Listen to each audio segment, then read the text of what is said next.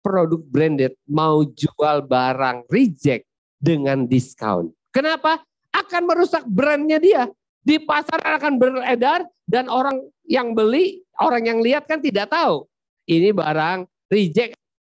Yang pasti Tina pakai Louis Vuitton. Berarti wah hebat dia ya. Padahal dia beli barang reject. Diskonnya 99% ya. Ya. Padahal itu barang reject. Jadi dia tidak mau. Semua barang reject tujuannya untuk dibuang. Ya. Demikian juga dengan kita. Kita ini sebenarnya barang reject. Karena kita sudah jatuh dalam dosa. Dan dosa sudah bertumpuk-tumpuk dalam hidup kita. Maka sebenarnya kata Alkitab di Roma 3 ayat 23. Semua orang telah berbuat dosa dan telah kehilangan kemuliaan Allah. Dan upah dosa adalah maut. Masuk neraka untuk selama-lamanya. Dibakar sama seperti barang-barang ini. Tidak ada gunanya lagi.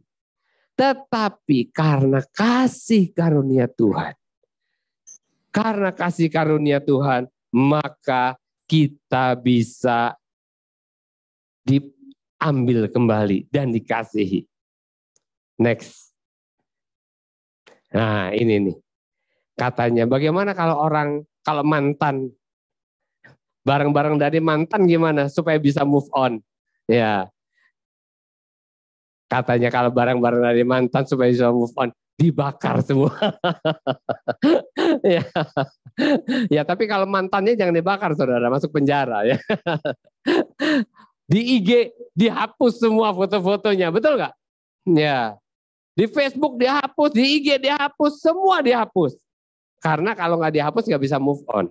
Ya itu ciri-ciri orang yang susah move on, dia bakar semua, dihapus semua. Kalau bisa move on, biarin aja di situ ya. Nah, sekali lagi, kita ini orang-orang yang reject, kita orang-orang yang nothing, bukan siapa-siapa, kita orang-orang yang tinggal dalam kegelapan.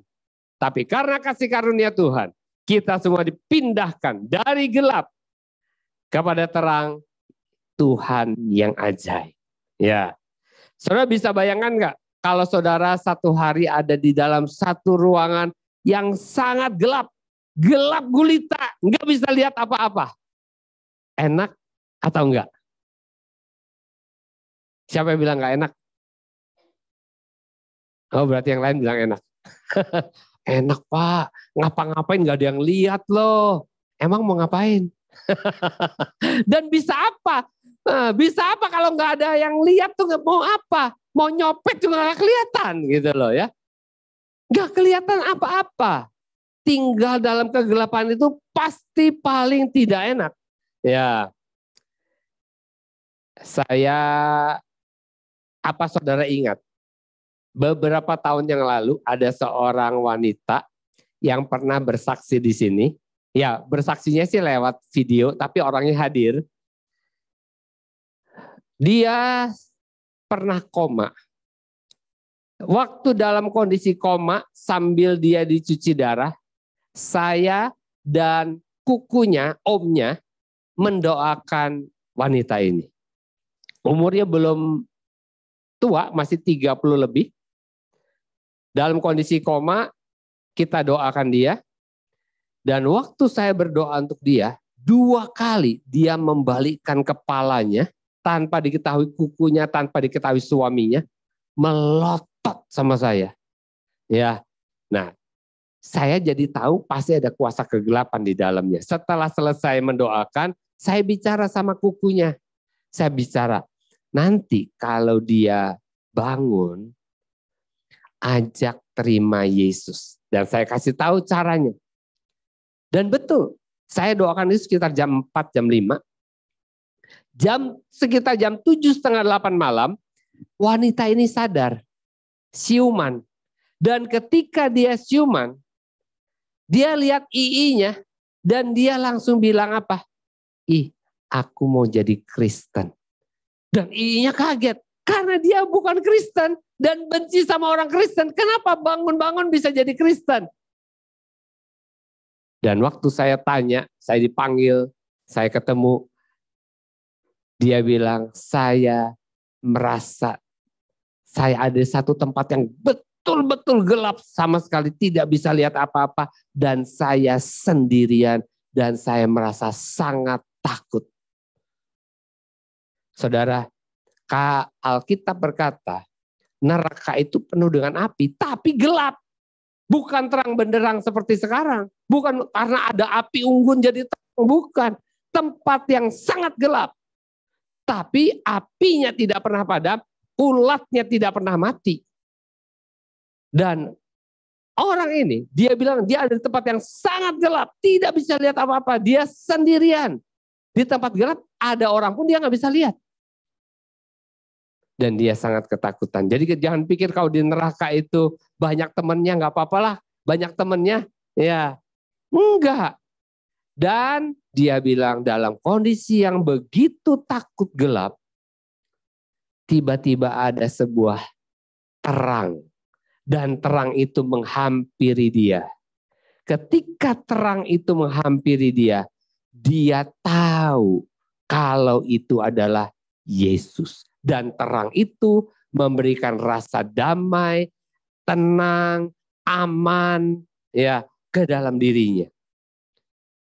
Makanya ketika dia bangun, ketika dia siuman, dia bilang dia mau jadi orang Kristen.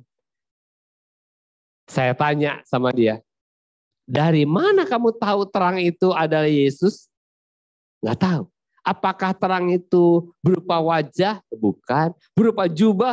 Bukan. Berupa tangan? Bukan. Pokoknya cuma terang. Ya, nggak ada apa-apanya. Tapi dia tahu itu Yesus. Ya. Jadi terang itu membawa damai. Kalau kita hidup di dalam terang, maka terang itu memberikan rasa damai kepada kita. Istri saya itu paling takut gelap. Makanya dia nggak pernah nonton film di bioskop. Karena dia tidak suka kegelapan. Yang paling susah kalau malam mati lampu, saudara. Dia kalau tidur kan harus selalu ada lampu yang nyala. Mau kecil, mau besar, tapi ada lampu yang nyala. Begitu lampu mati, dia mesti bangunin saya. Jadi terpaksa saya bangun gara-gara mati lampu. Padahal tidur loh. Lampu mati dia bisa tahu. Iya. Dia tidak suka dalam kegelapan. Saya dulu sering cross country. Saudara, ada yang suka cross country waktu masih SMP, SMA? Saya waktu SMP, SMA sering sekali cross country, naik gunung ke hutan-hutan gitu ya. Dan biasanya kalau kita malam-malam jalan sama-sama sama pramuka waktu itu, gelap-gelap sambil kita pegang lampu senter, kitanya harus gandengan semua. Kenapa gandengan? Supaya tidak ada yang tersesat. Karena malam kita lihat ke kanan kiri, nggak lihat kanan, nggak lihat teman-teman. Jangan-jangan bisa nyasar sendiri kita kan. Jadi sambil gandengan kita pakai lampu senter. Biasanya beberapa orang pakai senter yang di kepala begitu ya, yang leader-leadernya. Jalan pelan-pelan, gelap-gelap. Nah, saya pernah bertiga malam-malam jalan karena sudah beberapa hari di sana, merasa sudah tidak perlu lagi gandengan. Jalan bertiga.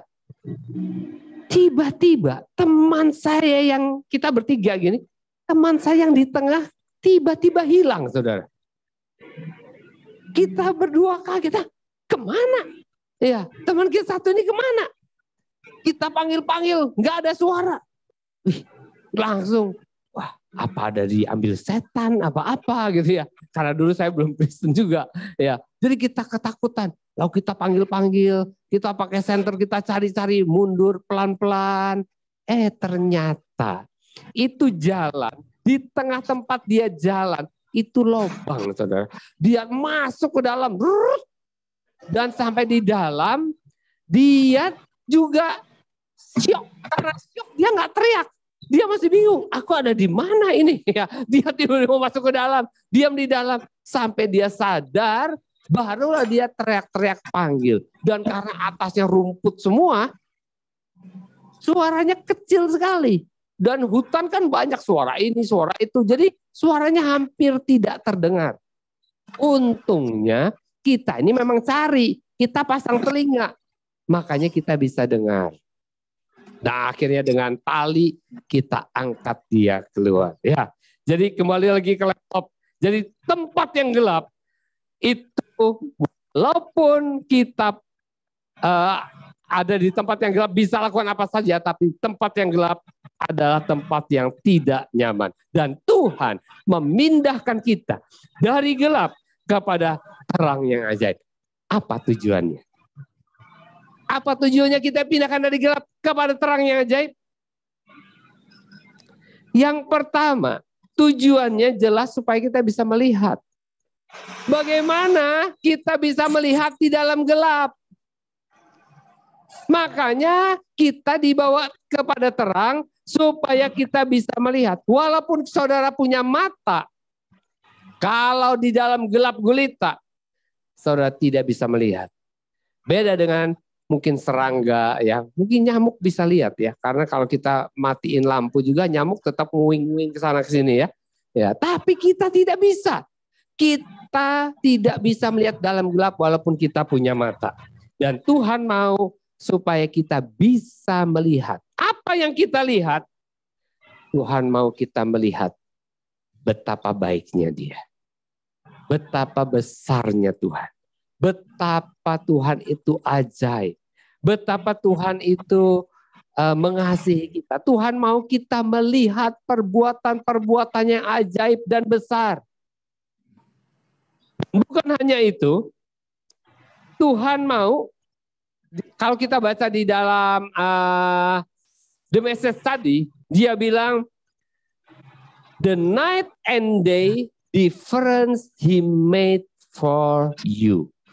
Tuhan mau kita berubah di dalam terang itu. Berubahnya itu seperti siang dan malam. Perbedaannya seperti siang dan malam. Itu yang Tuhan mau kita berubah. Berubahnya bukan berubah sedikit, tapi berubah 180 derajat. Dan itu yang Ia lakukan dalam kehidupan kita.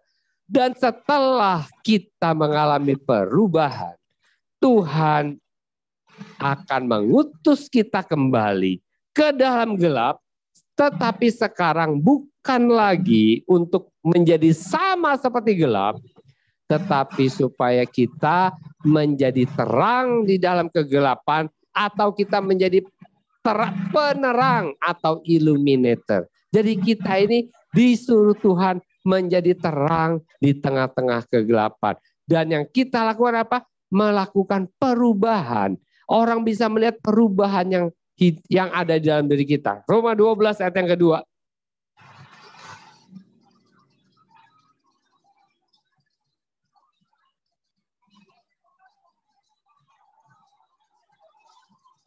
Roma 12 ayat yang kedua berkata, janganlah kamu menjadi serupa dengan dunia ini, tetapi berubahlah oleh pembaharuan budimu, sehingga kamu dapat membedakan manakah kehendak Allah, apa yang baik, yang berkenan kepada Allah, dan yang sempurna.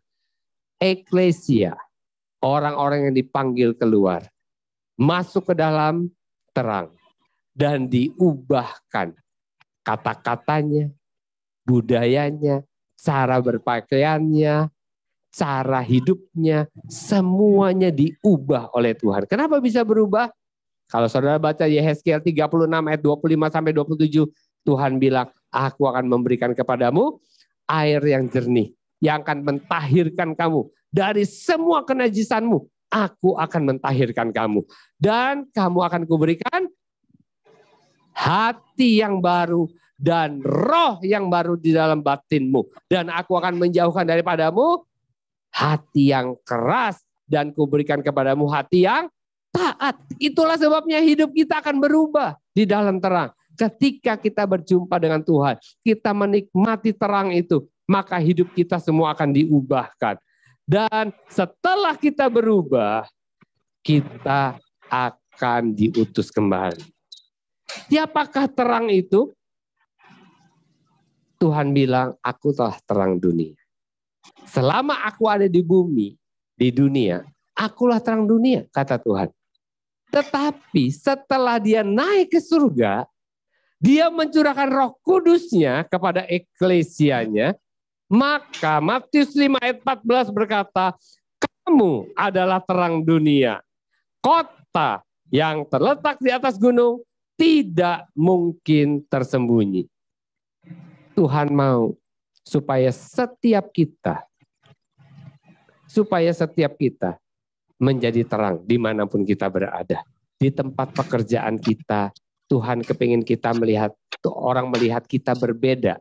Cara kita bekerja, cara kita berdagang, cara kita melakukan segala sesuatu, bernegosiasi, menawarkan jasa, menawarkan barang, itu kita lakukan dengan cara-cara yang benar.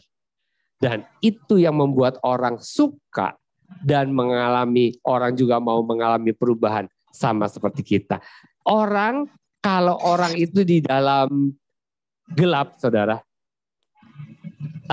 saya mau tanya gini, saudara pernah nggak lihat siang-siang lihat ke langit? Pernah lihat? Kalau siang-siang lihat ke langit, apa yang saudara lihat? Awan, ya. Kalau ada awan. Kalau nggak ada awan, langit yang biru, ya. Tapi saudara, sebenarnya kita tidak hanya bisa lihat langit yang biru karena terang. Tapi kalau itu malam hari, kita bisa lihat bintang di sana. Terang itu hanya bisa bercahaya dengan jelas di dalam gelap. Demikian juga kita. Kenapa kita setelah jadi terang, kita diutus lagi ke dunia?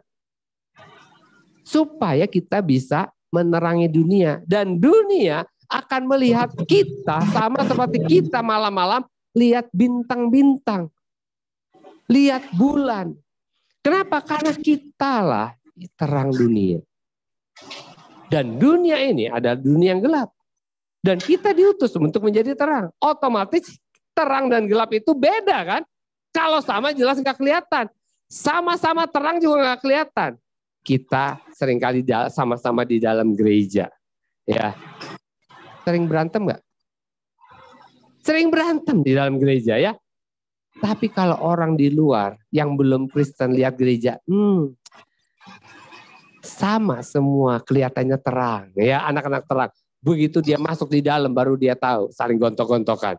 Tetapi di luar, di dalam gelap, kita semua terang. Tapi kita tidak sadar bahwa kita ini sama-sama terang. Kalau kita terang sama terang kumpul yang terjadi apa? Silau. Kalau garam kumpul sama garam, darah tinggi katanya. Ya, garam itu tidak dibutuhkan di dalam botol, di dalam kantong plastik, tidak dibutuhkan. Garam itu dibutuhkan di makanan yang tawar. Tuhan memilih kita untuk menjadi garam dan terang dunia ini. Dia mengutus kita supaya kita menerangi dunia yang gelap. Dia mengutus kita supaya kita jadi memberikan rasa asin yang enak, tidak terlalu asin, kepada dunia ini, yang dunia yang tawar. Dan itu tujuannya Tuhan memilih saudara dan saya. Jadi saudara, di dalam gereja harus ada pengajaran yang memperlengkapi saudara semua untuk keluar. Saudara harus sadar, kita ada di gereja, Tuhan pilih kita dari gelap masuk ke terang, dari luar masuk ke gereja, bukan untuk melakukan program-program gereja saja. Di dalam gereja kita lakukan segala sesuatu tujuannya untuk memperlengkapi kita, untuk mengubah kita, untuk mentraining kita, supaya kita siap diutus keluar. Jangan sampai kita keluar, kata Alkitab, dan jangan sampai kamu menjadi tawar. Tadinya asin keluar, ikut dunia jadi tawar lagi. Ikut dunia jadi gelap lagi. Bukan, tapi kita datang keluar kita menjadi berkat, kita membawa dampak, kita membawa perubahan. Justru orang yang tadinya tidak bisa melihat, sekarang dia bisa melihat. Tujuannya kita ada di luar, supaya kita bisa menerangi orang-orang yang sedang meraba-raba, sedang mencari-cari kebenaran, mencari-cari gaya hidup, mencari model yang bisa dicontoh. Kitalah yang jadi contoh. Paulus berkata, ikutilah teladanku, kata Paulus. Ada di sini yang berani bilang ikutilah teladanku. Seperti Paulus. Pak, itu kan Paulus, muridnya Yesus. Paulus itu gak pernah ketemu Yesus loh. Hanya penglihatan. Paulus itu, Yesus sudah mati baru dia bertobat loh. Waktu dia mau tangkap orang, Yesus sudah diangkat. Sudah naik ke surga. Ketika dia mau ke Damsik, disitulah Tuhan Yesus menampakkan diri kepada dia. Saulus, Saulus, mengapa engkau menganiaya aku? Jadi dia tidak pernah jumpa dengan Yesus secara pribadi. Sama seperti saudara dan saya. Kalau dia belajar pasti sama rasul-rasul yang lain. Saudara belajar dari Alkitab. Ya, jadi kita sama Paulus sama. Mestinya kita bisa sama seperti Paulus. Kalau Paulus bisa bilang, berani bilang, ikutilah teladanku, seharusnya kita, nenek bilang, kok Alung beraninya bilang, ikutilah teladanku. Pak Daud, ikutilah teladanku, perkataanku, gaya hidupku, pengajaranku, ikutilah aku. Kalau Paulus bisa, seharusnya kita bisa. Karena roh yang tinggal di dalam Paulus sama dengan roh yang tinggal dalam kita. Roh Yesus. Roh Kudus tinggal dalam diri kita. Dan kalau saya mau tanya, kalau kita punya 1 gelas atau kita punya 2 gelas ya, lalu kita bikin kopi, 1 gelas kaca, gelas kristal, 1 gelas plastik, lalu kita masukkan kopi yang sama ke dalam gelas itu, lalu kita coba kopinya, mana yang lebih enak? Redo, suka ngopi nggak? Nggak suka ngopi. Yang suka ngopi siapa? Wewe. Suka ngopi? Kalau gelasnya beda, isinya kopi yang sama, rasanya enak mana? Sama. Roh yang tinggal dalam diri kita sama roh yang tinggal di dalam Paulus sama. Seharusnya kita bisa lakukan hal yang sama. Tuhan mau kita pergi dan menjadi saksi. Dan Tuhan bukan memerintahkan kita pergi menjadi saksi tanpa persiapan. Dia memperlengkapi kita di dalam gereja. Makanya jangan cuma datang ke gereja 1 kali, manasin tempat duduk, terus pulang. Nggak perlu dipanasin itu bangku-bangku. Saudara datang itu untuk diperlengkapi. Cara berpikir saudara diubah sesuai dengan firman Tuhan. Dan saudara tahu untuk apa saudara diperlengkapi. Bukan supaya punya banyak pengetahuan. Bukan supaya saudara mengalami sakit jadi sembuh, miskin jadi kaya, lalu keluarga dipulihkan. Itu semua dilakukan Tuhan di dalam hidup kita. Tetapi tujuannya satu. Supaya kita menjadi saksi Tuhan di luar sana. Di dalam kegelapan, mereka sakit dan tidak punya pengharapan. Mereka di luar sana miskin dan mereka berusaha dengan cara apapun. Halal tidak halal mereka lakukan demi untuk mendapatkan uang. Mereka tidak tahu bahwa Tuhan menyediakan janji hidup berkelimpahan. Aku datang supaya kamu memiliki hidup dan memilikinya dalam segala kelimpahan. Kita yang harus kasih tahu sama mereka. Kalau mereka tahu bahwa ada janji yang begitu luar biasa, Mereka tidak akan pakai cara mencuri, mereka tidak akan korupsi, mereka tidak akan lakukan hal-hal yang jahat untuk memperoleh kekayaan. Karena sudah ada janji, ngapain? Kalau saya sudah dikasih janji sama Pak Daud, mau dikasih 100 juta. Kapan Pak Daud? Tidak mungkin saya akan berbuat curang untuk dapatkan uang 10 juta. Tidak mungkin. Karena sudah janji, tinggal tunggu aja janjinya kapan digenapi. Ya kan? Kalau Tuhan berjanji akan membuat kita hidup dalam segala kelimpahan damai sejahtera, kita tidak akan cari damai sejahtera di nightclub, dugem, narkoba, minum. Kita tidak akan cari kenikmatan di sana karena ada yang sejati, yang tidak perlu keluar duit, gitu loh. Untuk dapatkan itu kita dapatkan di dalam Tuhan. Ya, itu tugas kita kasih tahu sama mereka. Dan mereka tidak tahu. Dan kalaupun mereka dengar dari mulut saudara, apakah mereka langsung percaya? Saya yakin tidak. Makanya perlu berkali-kali. Ada orang ketemu Bu Siti, diceritain, Bu Siti jadi saksi, hidupnya berubah. Ketemu lagi orang itu sama Diana, Diana cerita. Orang itu tadinya nggak percaya sama Bu Siti, sekarang dengar dari Diana, lihat hidup Diana juga berubah. Mulai tanda tanya. Ketemu lagi sama Bu Iin, diceritain lagi.